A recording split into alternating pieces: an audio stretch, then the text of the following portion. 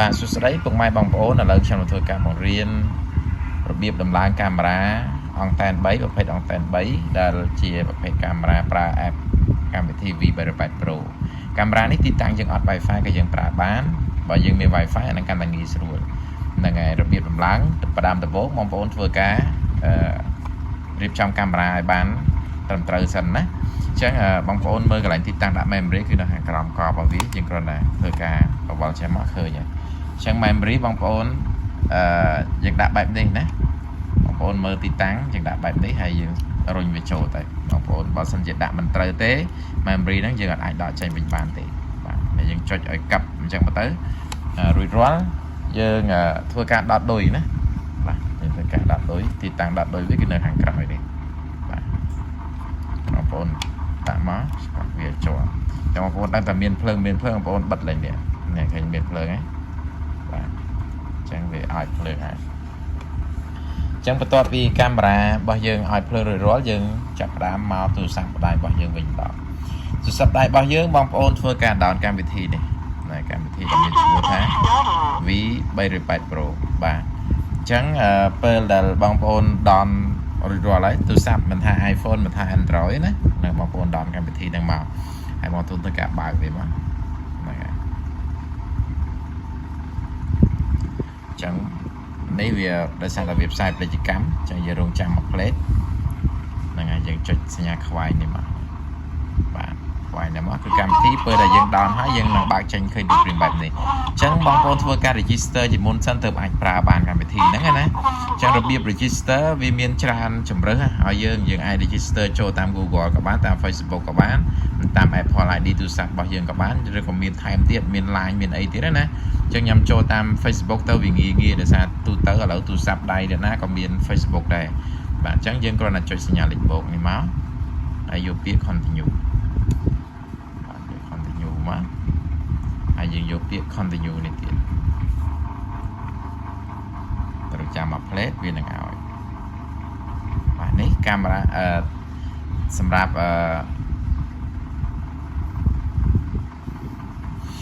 ហ្នឹងហើយសម្រាប់កម្មវិធីនេះយើង register បានជោគជ័យអញ្ចឹងបន្ទាប់ពីបងប្អូន register ជោគជ័យហើយបងប្អូនធ្វើការត្រឡប់ទៅចាប់ Wi-Fi របស់កាមេរ៉ាជាមុនសិន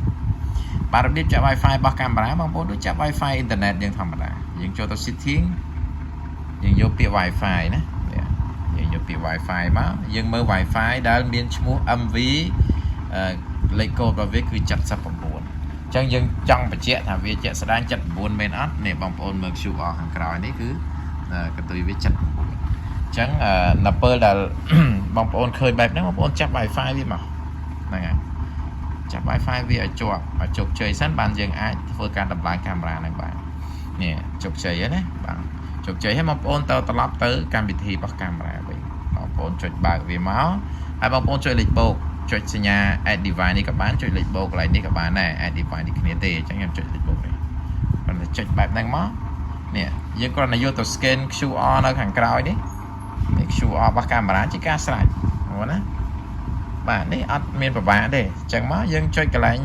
ពណ៌ខៀវនេះមកនេះបតាំងពណ៌ខៀវនេះបាទចូលបែបហ្នឹងមកអញ្ចឹងកាមេរ៉ាគឺជោគជ័យហើយបាទកាមេរ៉ាគឺជោគជ័យយើងអាចបញ្ជាកាមេរ៉ាបាននេះឃើញទេយ៉ាងនេះបញ្ជាឲ្យវារេឆ្វេងស្ដាំបានទេបងប្អូនឃើញទេឆ្វេងស្ដាំបាទឡើងលើចុះក្រោមបាទនេះគឺងាយណាហ្នឹងហើយសម្រាប់បងប្អូនចង់មើល playback បងប្អូនចុចកន្លែង playback អូខេនេះ playback ហ្នឹងហើយអញ្ចឹងកាមេរ៉ាគឺជោគជ័យហើយអានេះសម្រាប់ទីតាំងយើងអត់មាន Wi-Fi យើងចង់ប្រើកាមេរ៉ានេះនៅពេលដែលយើងចង់បញ្ជាវាតើទូរស័ព្ទរបស់យើងចាប់ Wi-Fi ទីតាំងយើងសិនអាចចាប់ Wi-Fi របស់កាមេរ៉ាសិនហ្នឹងហើយចាប់ Wi-Fi បានយើងបញ្ជាបានអញ្ចឹងបើសិនជាបងប្អូនមាន Wi-Fi នៅទីតាំងវិញហ្នឹងហើយផ្ទះយើងមាន Wi-Fi អញ្ចឹងដើម្បីយើងបដូរ Wi-Fi របស់កាមេរ៉ាទៅចាប់ Wi-Fi ទីតាំងយើងបានទី1បងប្អូនចូលទៅ setting បងប្អូនចូលទៅ setting